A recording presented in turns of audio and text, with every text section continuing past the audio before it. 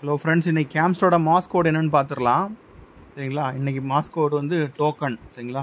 அதுக்கு 3 time click பண்ணிக்கோங்க. டீக்கு வந்து ஒரு டேஷ், ஓக்கு வந்து டேஷ் டேஷ் டேஷ், கேக்கு வந்து டேஷ் டாட் டேஷ், ஈக்கு வந்து டாட், எண்ணுக்கு வந்து டேஷ் டாட்.